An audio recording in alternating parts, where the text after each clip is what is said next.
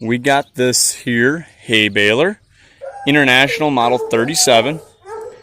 If you guys remember FDRC, that's his channel name. Remember back a few videos ago, I made a video about a subscriber giving me a bunch of stuff. Well, the same guy, FDRC, gave us all that stuff that we got in that video. He also gave us this hay baler. This is a square baler for, making hay. And where we are right now, obviously there's a lot of, you can see there's kind of a hay field behind me there. And that's going to get cut eventually. And then hopefully this baler will bale up the hay. So in today's video, I'm going to be showing you what I had to do to get this thing operational again. It's been sitting in, it was in FDRC's like barn, shed, I guess you'd call it, for probably almost 10 years, I think he said. They hadn't baled with it in a long time. So when we got it, it wasn't seized up or anything. It turned over good. We lubricated and greased basically everything that was visible with grease zerks. There's going to be some dogs barking in the background, guys. I apologize. But we greased and oiled pretty much everything we could see that we knew was going to be moving. But when we fired it up, or we tried to turn over by hand, the pickup wouldn't turn. It would get to a certain point, and you could see that sprocket down there would spin, but the pickup itself was like stuck. And I kind of got worried because a lot of times there's a clutch kind of in there, like a little dog that kind of kicks out because it's for take on like really heavy hay. It's actually like a safety mechanism, kind of sort of like how the shear pin works, but it's more of like a safety thing for thick hay. It's like that big spring has something to do with it as well. So I got really worried that something inside there got messed up. And before I did anything with that, taking it apart, I wanted to check out to make sure nothing was clogged up in the pickup. And what I found actually fixed the problem.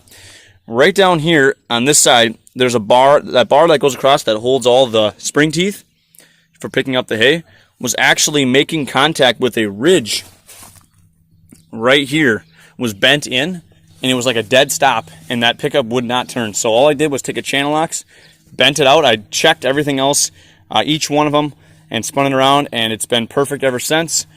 It needs some, a new bale of twine, obviously. It's been sitting for a long time, but we tested it out just to make sure it baled hay, and we actually baled probably 4 bales.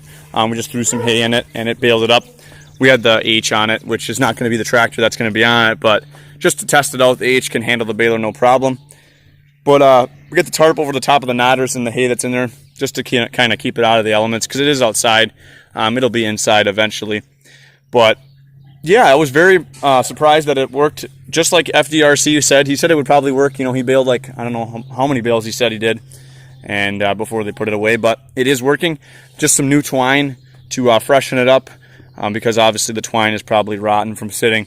And I'm not going to take a chance and just, have like 2 bales come out and all of a sudden like it pulls this twine out and then I'm sitting there wondering why it's not baling. So we'll get a new bale of twine eventually before we actually do some heavy baling, actual legit on the field. But kind of curious if you guys would be interested in watching a video on that.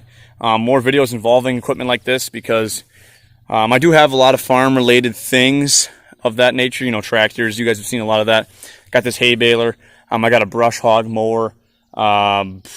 Other stuff like that. I'm looking to get a hay bine, but they're kind of expensive, and a side rake would be cool just to rake hay with it after we cut it. We'll probably have somebody cut our field for us just because there's no point in me buying a $1,000 hay bine when I can just have somebody cut it for way less than that. So yeah, that's kind of the game plan. Once again, guys, go over to FDRC's channel. I'll leave a link in the description and in the comments as well.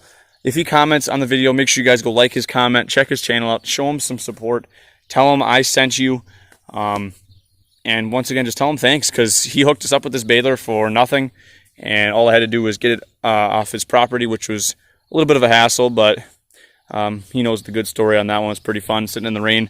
We spent like an hour in the rain, soaked our asses off, and got basically nothing done because we brought too small of a trailer, and then we actually came prepared with a big trailer and got her home. So yeah, once again, just big thank you to him because obviously we wouldn't have this baler without him. So he's been a pretty good supporter of the channel. And yeah, we'll try to get some content with this. Just wanted to give you guys a little introduction to what we might be doing here in the next coming weeks. If it's dry enough and we get somebody to cut the hay, obviously we'll let it dry out and we'll bale her up and see if the old baler will do it. I just got to make, do some more checking. I got to check everything out, make sure everything's lubricated. We'll probably test a few more bales out just to make sure, maybe get the new twine fed in, and stuff like that. But for the most part, it is functional. Everything is working. I got to fix the hitch pin yet. I actually have a whole new bracket. I'm going to probably bolt right on there off another hitch.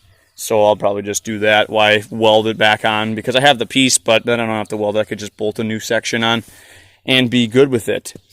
But yeah, if you guys are interested in hay baling videos or farm related things of that nature, obviously all other content's not going to be going anywhere. I just, have the option to make content about this. So if you guys are interested, just let me know in the comments. Show FDRC some support. Go subscribe to this channel. If you get him to 100 subscribers, would be great. I'm sure he'd appreciate that, and he'll even have more stuff for the future. So that is going to be it for the video. If you guys enjoyed, smash the like button, hit the subscribe button if you guys are new to the channel.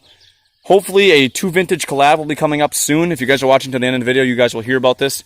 We've been talking lately, and hopefully when he is not as busy, he'll come up here and maybe bring some of his machines and we can go rip. So I'm sure he'll make some content with that. I'll get some content out with him.